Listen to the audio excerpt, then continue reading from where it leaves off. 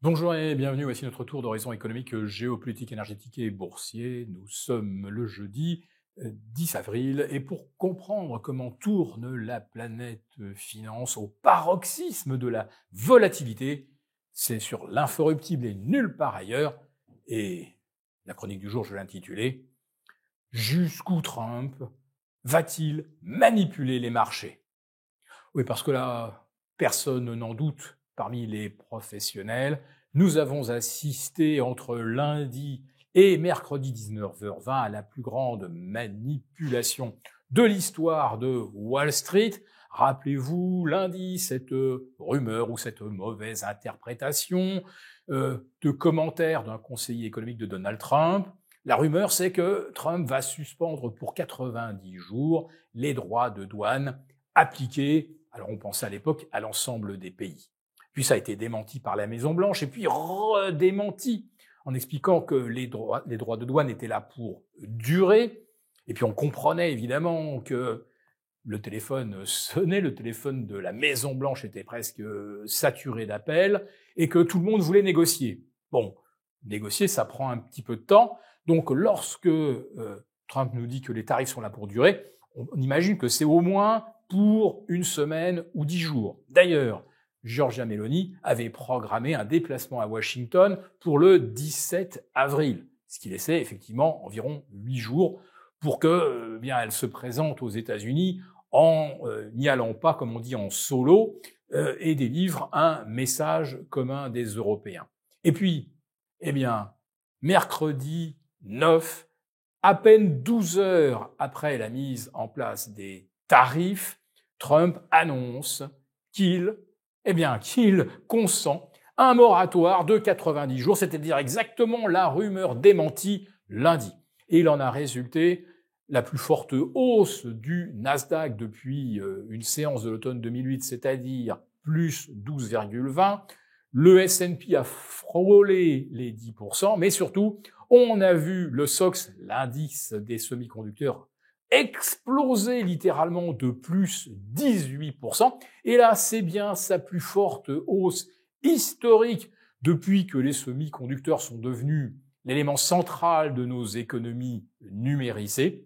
18% de hausse, on n'avait jamais fait plus de 13 ou 13,5 et on n'avait jamais vu de tels écarts, y compris lors des dernières séances d'hystérie haussière de la bulle des dot-com en mars 2000. Oui, ce qui s'est passé est complètement hors norme, mais ce qui est encore plus hors norme, c'est que ce rebond de 12% s'est enclenché alors que les taux longs US étaient à 4,44 pour le 10 ans, à plus de 4,85 ou 4,88 sur le 30 ans et qu'on avait flirté le matin avec les 5%.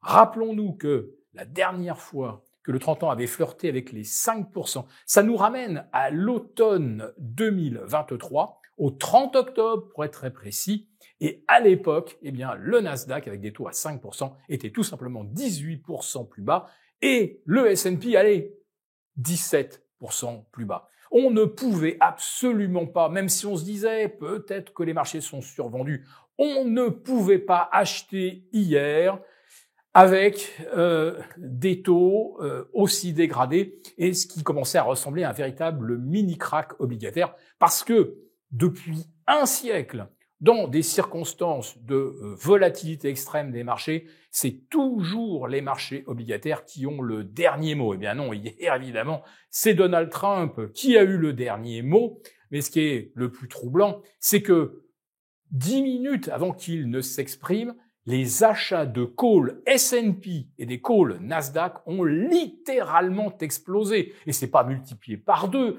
ni par 3. Les volumes de calls ont été multipliés par 10.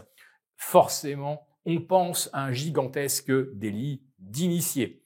Et en plus, ça part d'un mensonge officiel. Non, les tarifs sont là pour durer. Et d'ailleurs, on en remet une couche avec eh bien, des taux à 125% dans les dents de Xi Jinping. Donc là, on était vraiment dans une full-scale commercial war. C'était exactement ce que Trump avait laissé supposer au cas où les Chinois répliqueraient au surtarif américain. Ce qu'ils ont fait, évidemment, en portant les droits de douane à 54%, ce qui est en fait la moitié de ce que les États-Unis venaient de leur infliger. Donc là, c'est pas du tout résolu. La rivalité avec la Chine, je dirais même que Trump n'a strictement rien obtenu. Et la baisse des marchés qu'on pensait qu'elle était orchestrée délibérément pour faire pression sur la Fed, pour l'amener à baisser les taux, qu'est-ce que Trump a obtenu entre le vendredi 4 avril et le 9 avril au matin? Il a obtenu une flambée de 65 à 70 points des taux longs. C'était exactement le scénario inverse qui était probablement visé et qui a d'ailleurs posé pas mal de questions, mais qui vend dans de telles proportions des T-bonds américains. Ce ne sont évidemment pas les gérants, ce ne sont encore moins les particuliers qui seraient obligés de se refaire de la liquidité pour faire face aux appels de marge. Et il y en a eu, croyez-moi. Donc, l'hypothèse la plus crédible, c'était que les Chinois vendaient pour envoyer un message à la Maison-Blanche en disant « Nous avons évidemment les moyens de vous causer quelques difficultés ». Et avec des taux à 4,40, il est évident qu'on ne pouvait pas acheter le marché si on ne l'avait pas fait le lundi avec des taux autour de 4 ou 4,10%. Donc le coût était absolument injouable et ceux qui ont acheté avant l'annonce de Trump étaient forcément des initiés, voire de gros initiés. Mais en tout cas, ça va engendrer la chose suivante, une perte de confiance totale dans le côté équitable des marchés, et puis également va plomber littéralement la confiance dans la parole de Donald Trump, dont on sait maintenant que s'il est capable de faire des blagues de cow-boy, eh bien, il est également capable de mentir sciemment pour engendrer des mouvements de marché portant sur des milliers de milliards de dollars. Et là, c'est pas la même chose que de menacer les uns et les autres de droits de douane en disant il faut rééquilibrer les échanges, et quitte d'ailleurs à prendre des mesures qui sont totalement illégales au regard des règles de l'OMC, l'Organisation mondiale du commerce. Et puis il y a aussi une chose qui m'a frappé hier, alors que Trump n'avait pas encore parlé et que l'anxiété était à son paroxysme sur les marchés, Monsieur Villeroy de Galhau a voulu nous rassurer en nous expliquant que la BCE, elle est là et elle fera tout ce qu'il faut pour garantir la stabilité financière. Et il a cité pour cela la loi Sapin 2, ce qui signifie que si les choses tournaient mal, que s'il y avait vraiment une crise où les monnaies se mettaient à danser, à valser dans tous les sens, eh bien pour calmer le jeu, les autorités européennes sont prêtes à geler vos avoirs, geler vos comptes en banque, geler votre contrat d'assurance vie. Vous ne pourriez plus retirer d'argent de banque, vous ne pourriez plus déplacer de l'argent à l'étranger, instauration d'un contrôle d'échange. Donc, vous comprenez bien que, ça fait longtemps qu'ils sont prêts et qu'ils n'attendaient qu'un prétexte, la crise, et à mon avis, la crise qui vient. Nous avons conçu à votre attention un rapport spécial que vous obtiendrez gratuitement en cliquant dans le lien en description de cette vidéo. Un rapport spécial qui analyse toutes les conséquences économiques, financières et patrimoniales.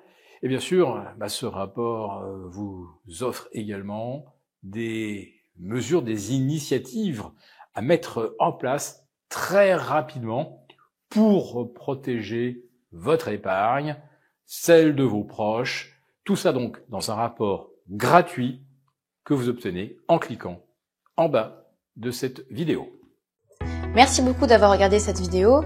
N'hésitez pas à réagir dans les commentaires ou à liker et partager cette vidéo si le contenu vous a plu. Et pour ne rater aucune de nos prochaines émissions, vous pouvez vous abonner à notre chaîne et activer les notifications. Et pour plus de contenu, n'oubliez pas que le dernier rapport rédigé par nos experts est accessible en cliquant sur le lien de description. On se retrouve tout de suite dans les commentaires et je vous dis à très bientôt pour une prochaine vidéo.